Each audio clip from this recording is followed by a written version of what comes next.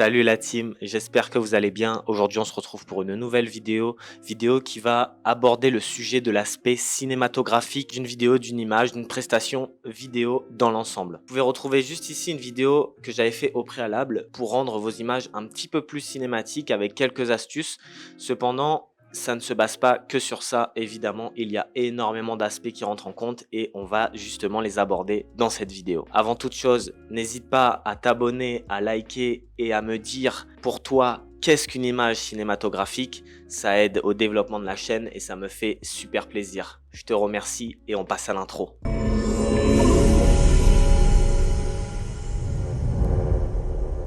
Quels sont les éléments qui font qu'une image est cinématographique ou non? Dans un premier temps, je pense que ça va surtout être l'objectif et la caméra avec laquelle on filme. Évidemment, si vous faites une comparaison entre une image filmée à l'iPhone et une image filmée à l'Arri Alexa, qui est une des meilleures caméras du marché, il n'y a pas photo. Évidemment qu'avec une Arri Alexa, sur un set normal, votre image paraîtra bien plus cinématique. Du fait que l'Arri Alexa a des spécificités qui correspondent beaucoup plus au rendu cinématographique qu'un iPhone, qui n'est absolument pas fait pour la vidéo. Deuxièmement, ça va aussi se jouer sur la profondeur de champ de l'image, la profondeur que vous intégrez dans votre image.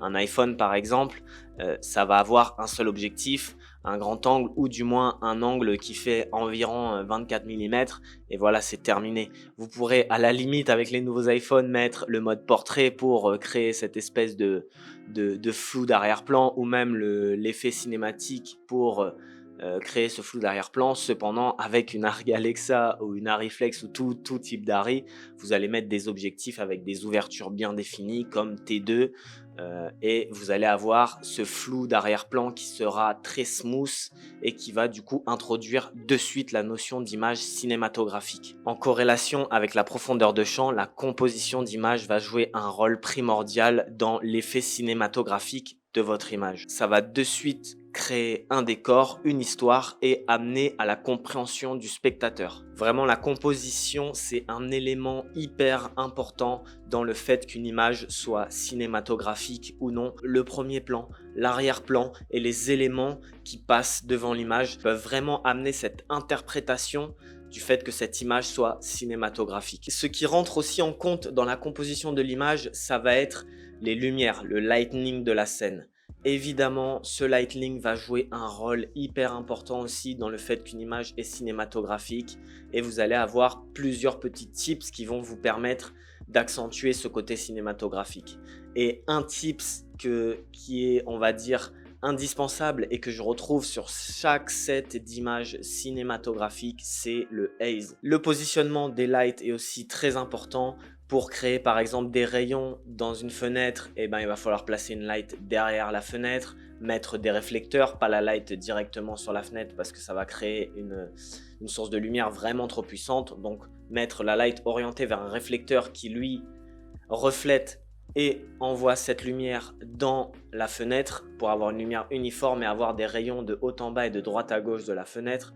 Grâce à cette haze, vous allez justement créer des rayons et créer cette densité dans l'air qui ramène cet aspect cinématographique dans votre image. Autre chose qui pour moi joue un rôle hyper important, c'est la colorimétrie. La colorimétrie sous toutes ses formes peut ramener justement un effet très cinéma, une image très cinématographique. En vrai, ça dépend vraiment de l'atmosphère que vous voulez dégager de votre vidéo, du film, du court-métrage. Ça va jouer sur plusieurs paramètres comme la plage dynamique qui va être ressentie sur les images, les infos que vous avez dans les basses lumières, dans les ombres, les infos que vous avez dans les hautes lumières.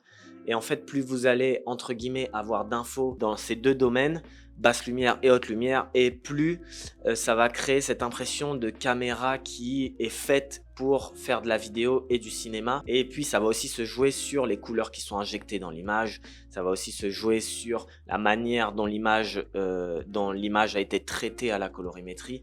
Voilà, je vais pas vous donner un style particulier parce que c'est pas une colorimétrie qui justifie d'une image cinématographique. Il y en a énormément. Vous avez le Bleach Bypass, vous avez le Teal and Orange, vous avez tout un tas de colorimétries qui rendent votre image très cinématographique. Et pour vous donner un exemple, le Grand Budapest Hotel et Transformers, c'est deux colorimétries totalement à l'opposé. Cependant, ces deux films paraissent très cinématographiques. Donc voilà, après ça dépend du jugement de chacun.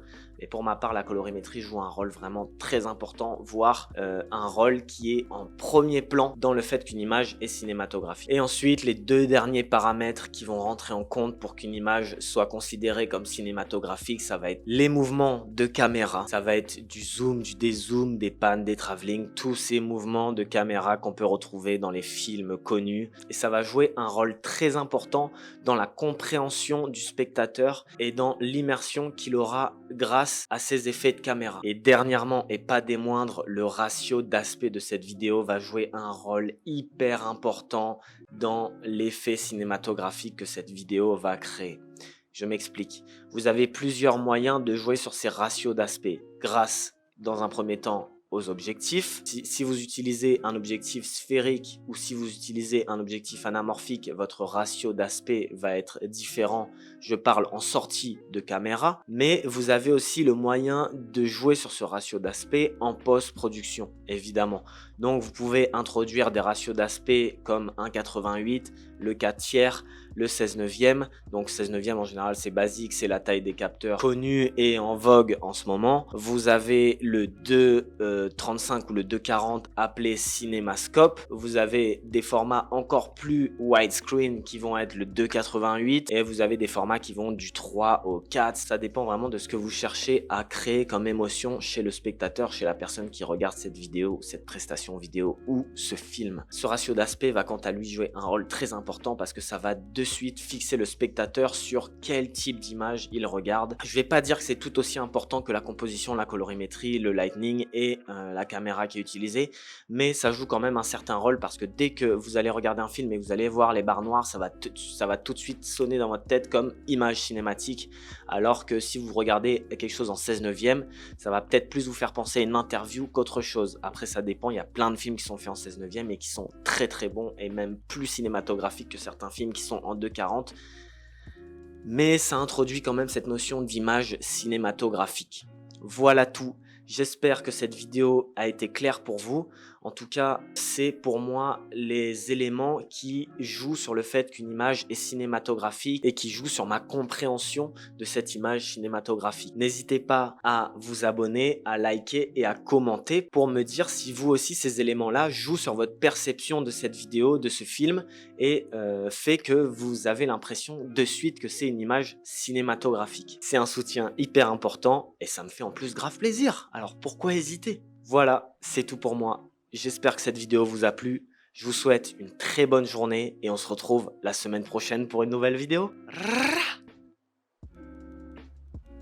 Ça y est, tu peux couper. Je suis hors champ là. Ça y est.